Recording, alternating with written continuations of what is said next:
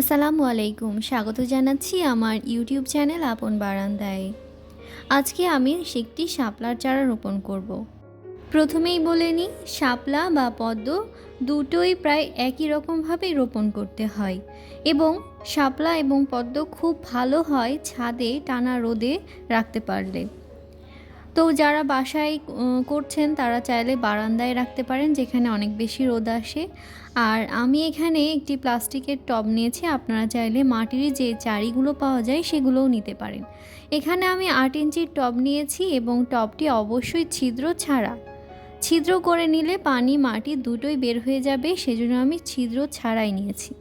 এখানে আমি বেলে দোআঁশ মাটি নিয়ে নিয়েছি এবং মাটিটাকে এখন আমি কাদা বানিয়ে নেব। কাদা বানানোর জন্য যে ছোট্ট ছোট্ট মাটির দলাগুলো আছে সেগুলো প্রথমে ভেঙে নিতে হবে।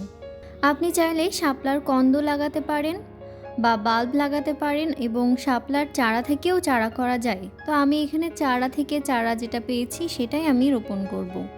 তো অবশ্যই মাটির সাথে শুকনো গোবরটা আপনারা মিশিয়ে নেবেন। এই যে আমি খুব ভালোভাবে মাটিটাকে মিশিয়ে নিচ্ছি এবং এরপর আমি মাটিটাকে কাদা বানিয়ে নেব। এই পর্যায়ে বলে নিই, ভিডিওটি ভালো লেগে থাকলে লাইক, কমেন্ট এবং শেয়ার করতে একদমই ভুলবেন না। আর চাইলে অবশ্যই চ্যানেলটি সাবস্ক্রাইবও করতে পারেন।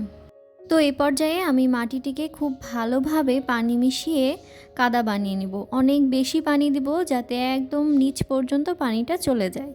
এখন আমি একটি ছুরির সাহায্যে মাটিটিকে আলগা করে দেব, যেন পানিটা একদম ভেতর পর্যন্ত চলে যেতে পারে। এখানে চারা রোপণ করার পর চারাটি একদিন ছায়ায় রাখবো, তারপর থেকে আমি কড়া রোদে রাখবো।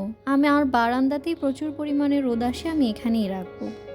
তো আমি এখানে কাদাটা রেডি করে ফেলেছি। আপনারা চাইলে এই পর্যায়ে এসে পাতাগুলোকে কেটে তারপরে এটাকে রোপণ করতে পারেন, শুধুমাত্র বাল্বটাকে। আমি এখানে কাটবো না, এভাবেই রেখে দেব। কিছুদিন পরে নতুন পাতা ভেতর থেকে বের হয়ে আসবে।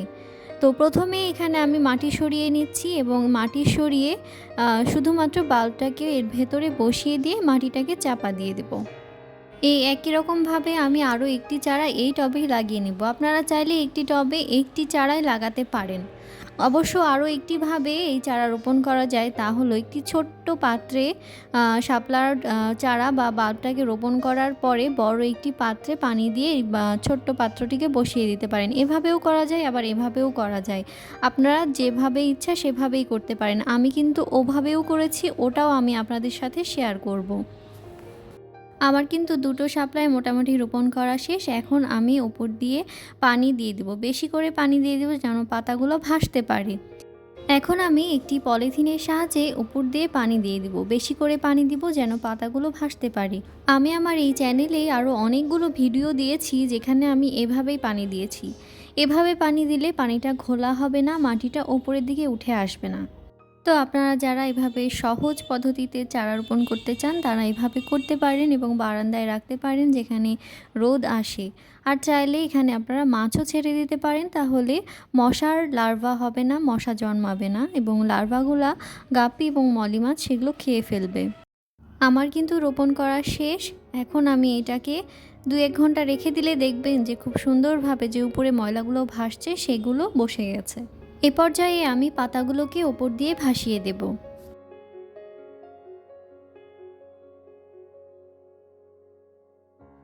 এখন যেই ভিডিওটি দেখতে পাচ্ছেন সেটা হচ্ছে ২ ঘন্টা পর। খুব সুন্দরভাবে পানিটা পরিষ্কার হয়ে গেছে, ময়লাগুলো নিচে চলে গেছে। আজকের ভিডিওটি তাহলে এই পর্যন্তই। আল্লাহ হাফেজ। আসসালামু আলাইকুম।